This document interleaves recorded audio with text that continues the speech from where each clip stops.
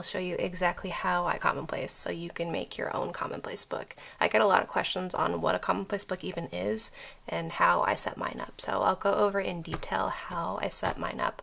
But first, let me tell you what it is. Commonplace books are a space for collecting what interests you. They're like a personal encyclopedia of your brain. The topics listed in your brain's encyclopedia will be different from the topics listed in mine. Generally speaking, though, people write down quotes from things they read, knowledge from topics they researched, things they were curious about, things they enjoyed, etc. You can write movie summaries, food recipes, something you overheard someone say in public, a question you Googled and the subsequent answer, or honestly anything. It's different from a personal journal because here you're collecting words and wisdom from sources outside of yourself. You can still personally reflect on the words in your commonplace book like I do, but the key is that you're collecting ideas floating in the encyclopedia of the world and putting them in your own encyclopedia so you can reference them later. The whole purpose is to collect and remember knowledge. How many times have you learned something really cool only to forget about it later? The mind is a sieve, and a commonplace book is the bowl underneath it to catch all of it. Okay, let's talk about how I set mine up. The way I set up my commonplace book is not official in terms of correct citing methods, nor is it academic. It's just what I found works for me.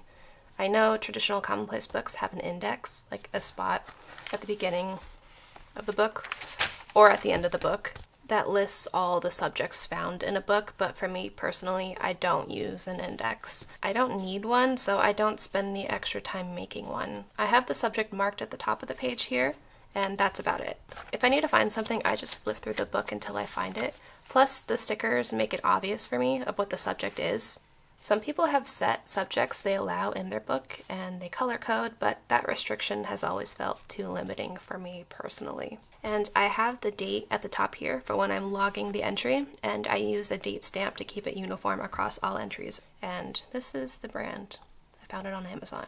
Okay, so this line you see here that you always see me making, this is a way of visually separating my source information from my quotes. So on the left side here is where I put all of my source information, or where this knowledge came from. I always list it in this format, which is the source type. It could be a book, article, documentary, etc. And then the date the source was published. And then here I have a little break here, and then next I have the title of the source, and then I have the author of the source.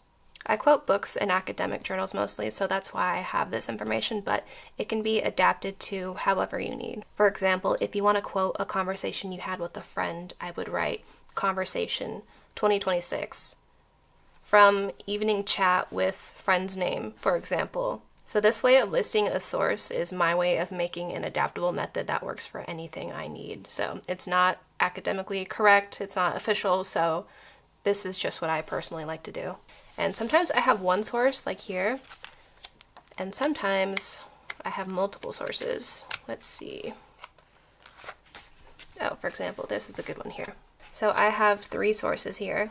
And when I have multiple sources, I list the sources in which they appear, so I know which quote belongs to which source. So Upstream by Mary Oliver, I know that's this one, second one, and then the third one. Sometimes I put other things on the left side here too, especially when I run out of space on the right side. Like the sticker was so big that I ran out of space for my personal thoughts because all 3 quotes take this whole right side up, and so I put my personal thoughts right here on the left side only because I ran out of space. So I'm not super strict on what goes in the left column, but I do always put my source information on the left side.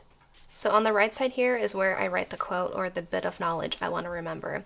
I also like to reflect on the quote or add in my personal thoughts. I put it in here since I ran out of room, but I usually do it below the quote. It gets confusing at first glance which writing is the quote and which are my thoughts, so I made a visual method for me to tell the two apart quickly. I put my quotes in print letters. As you can see here, this is the whole quote here. And then I put my thoughts in cursive. And also when I do my print letters, I tend to write really tiny, that way I can fit really long quotes into a journal entry.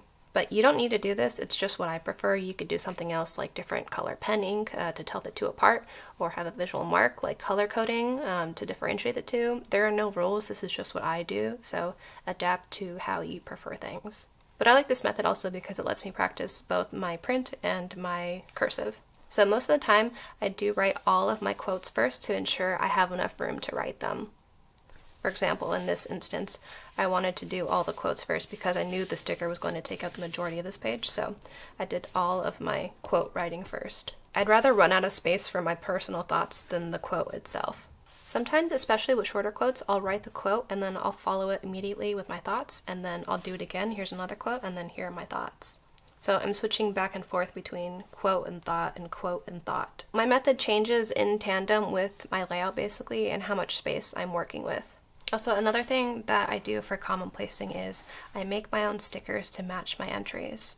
And I do like to match the sticker to the content of the entry. Sometimes it's very literal. For example, this quote here is about Gauguin and Monet, and so I have a painting by Monet and Gauguin here. But sometimes I write about topics that are not concrete and are harder to visually represent. Like this page, I wrote about goals as a concept.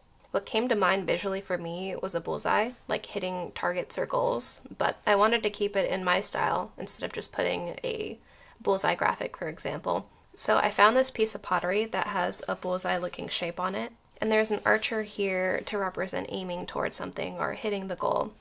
And it's very fragmented, but there is a little bow and arrow here. I'll still connect the stickers to the content even loosely. So my entries are a dance between information and visual interest. I don't think I would keep up with commonplacing if I couldn't use images, to be honest. That's the rewarding part for me personally, getting to make my own stickers and putting it together like a puzzle. Every entry feels like a puzzle in my brain, and the fun part is working out how it all goes together with that entry's unique pieces. And at the end of the day, I benefit from this because I more easily remember the things that interest me when there are images attached. I'm a very visual person, so I'm learning and retaining that knowledge because it's an enjoyable experience. And if I ever forget, I have my Commonplace book to go back and reference. Anyway, that's how I commonplace. So it's a method I made to work for my brain, so it may not work for you, or it might work for you, so I suggest tailoring to fit your needs.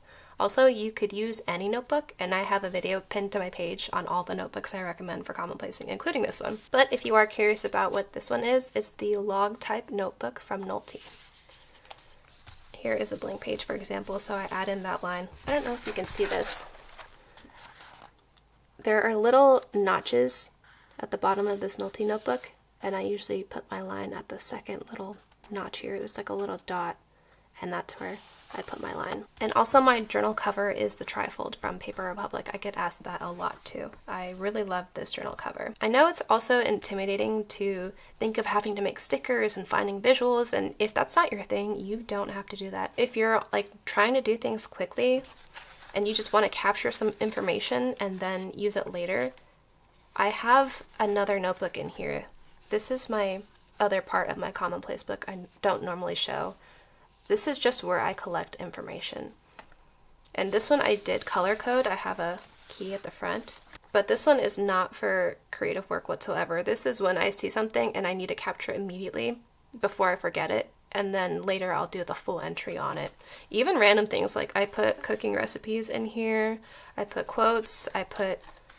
I even print things out. My writing is so ugly and terrible in here because this is just furiously capturing information like super quickly. So this is another way to commonplace if this other method isn't for you. So I have them paired together in this trifold. But hopefully that answered all of your questions. If not, let me know in the comments.